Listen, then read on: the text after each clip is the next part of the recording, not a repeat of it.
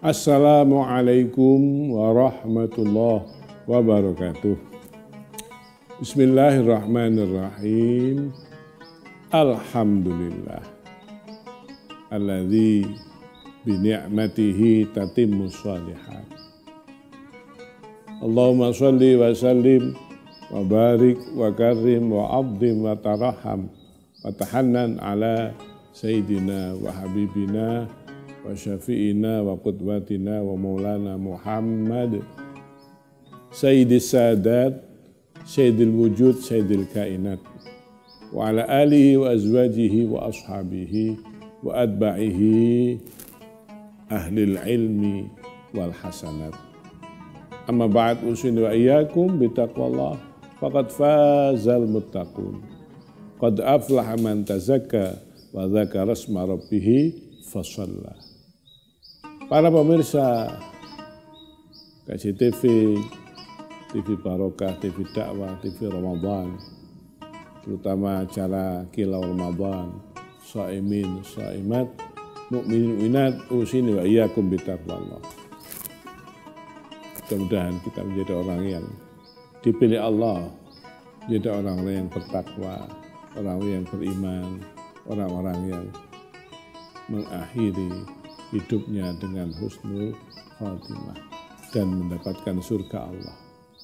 Nah, Rasulullah, pemirsa KCTV, Gemilang TV, Gemilang Ramadan, Rasulullah membagi umatnya menjadi tiga. Ya, jadi umat Rasulullah itu dibagi menjadi tiga. Thuluthun yadkhulunal jannah bidzunubihim. Ada orang-orang jamaah, kelompok manusia, umat yang masuk surga dengan dosa-dosa mereka. Ya, dosa-dosa mereka mau tidak mau harus ditebus dengan masuk neraka. Tapi dengan syafaat Rasulullah, orang ini bisa dikeluarkan. Yang kedua, ada kelompok manusia, umat Rasulullah, thuluthun yadkhulunal jannah, tapi bihisab. Orang-orang yang akan masuk surga, tapi harus mengalami hisab dulu. Hisab yang sangat melelahkan, hisab yang sangat panjang. Tapi ada ya kelompok ketiga, wa ja'alna minhum wa thuluthun yadkhulunal jannah bi ghairi hisab. Orang-orang yang akan masuk surga tanpa hisab. Nah, di kitab Durratun Nasihin diterangkan wa fil lailatir rabi'ah asyara, malam yang ke-14, ja'atil malaikatu yasyadun annahu qad shallat tarawih fala yuhasibuhu yaumal qiyamah. Orang yang tarawih pada malam ke-14, malaikat akan bersaksi, membuat syahadah bahwa orang itu telah melaksanakan sholat tarawih malam yang ke-14. Ya, malaikat bersaksi orang itu telah tarawih. Ya, maka kemudian Allah tidak menghisab orang itu. Fala yuhasibuhullah yaumal qiyamah. Maka Allah tidak menghisab orang itu. Berarti dia masuk kelompok manusia yang ketiga. Yadkhulunal jannah bi ghairi hisab. Masuk surga tanpa hisab. Banyak amalan yang memungkinkan kita masuk surga tanpa hisab. Ya, contoh sholat 5 waktu. Kanjeng Nabi mengatakan, Kanjeng Nabi mendawuhkan, siapa ya man hafadha ala sholawatil khams, siapa yang menjaga sholat 5 waktu. Pak ulama mengatakan dengan berjamaah, Allah akan memberikan 5 kemuliaan. 1, rafa'ahullahu dhaiqa aisyihi. Setiap dia punya kesulitan dunianya, rumah tangganya, ekonominya, pekerjaannya, maka Allah akan turun tangan menyelesaikan kesulitannya. Yang kedua, rafa'ahullahu adzaba qabrihi. Allah melepaskan dia, membebaskan dia dari azab kubur. Yang ketiga, Allah akan memberikan a'tahullahu kitabahu biyaminih. Allah memberikan kitab amalnya besok dengan tangan kanan. Yang keempat, yamuru ala sirat kalbarkil hatif. Dia akan melewati sirat al-mustaqim seperti kilat yang menyambar. Yang kelima, yadkhulunal jannah bighairi hisab. Dia akan masuk surga tanpa hisab. Jadi memungkinkan menjaga sholat, memudahkan kita masuk surga tanpa hisab. Ada lagi amal yang membuat orang masuk surga tanpa hisab. Apa? Sholat tahajud. Ya, diriwayatkan besok hari kiamat akan ada malaikat yang naik ke suatu tempat yang sangat tinggi. Kemudian malaikat ini berteriak, ainal ladzina tatajafa junubuhum 'anil madhaji'. Mana orang-orang yang ketika malam dia tinggalkan kenikmatan tidurnya, dia tinggalkan tempat tidurnya, dia lepaskan, ya, tidak nempel perutnya di tempat tidur, dia bangun. Fayaqumun nas, orang-orang yang ahli tahajud akan berdiri. Ya, tapi sangat sedikit. Illa qalila. Yang ahli tahajud, yang istiqomah hanya sedikit.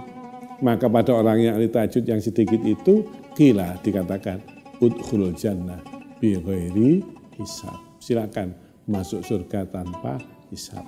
Nah, sholat tarawih malam ke-14, salah satu fadilahnya adalah melepaskan kita dari hisab yang melelahkan besok di akhirat. Mudah-mudahan kita semua selamat dunia akhirat. Keluarga kita semuanya selamat dunia akhirat.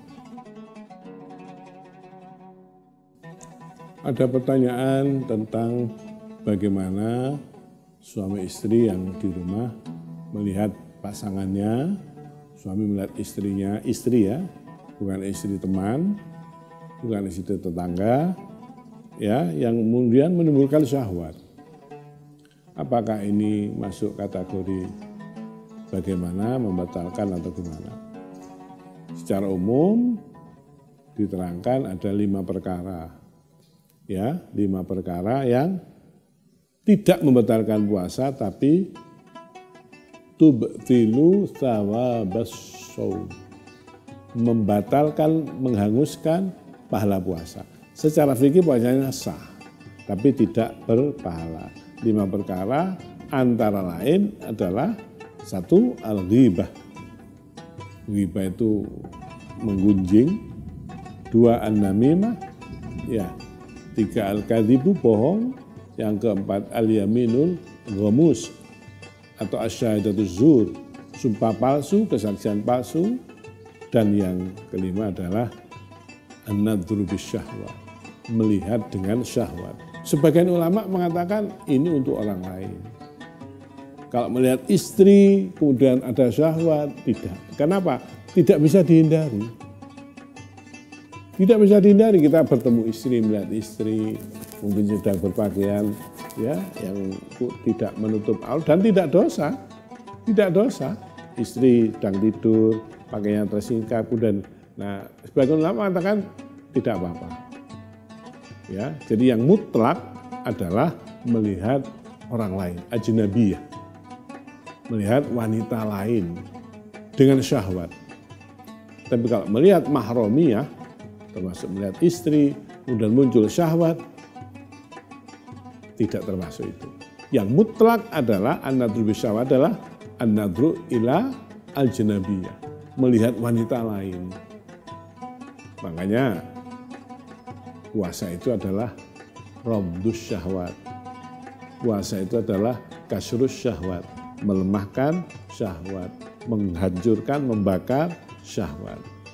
Sehingga kita berupaya semaksimal mungkin untuk menahan pandangan kita, menahan, ya, supaya tidak melihat hal-hal yang bisa menimbulkan syahwat, yang itu kemudian bisa membatalkan pahala puasa kita.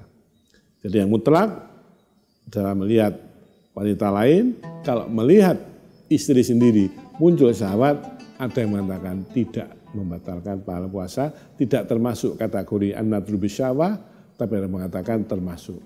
Saya pribadi, saya ikut pendapat yang tidak membatalkan pahala puasa. Kenapa? Karena tidak mungkin kita menghindari melihat istri di rumah. Wallahu a'lam bishawab. Terima kasih atas semua perhatian. Mohon maaf atas segala kekurangan. Mudah-mudahan manfaat. Mudah-mudahan Allah memberikan kekuatan lahir batin. Selamat berbuka puasa bersama keluarga, mudah-mudahan barokah. Wallahu a'lam bishawab. Allahumma innaka afuwun tuhibbul afwa fa'fu anna. Assalamualaikum warahmatullahi wabarakatuh.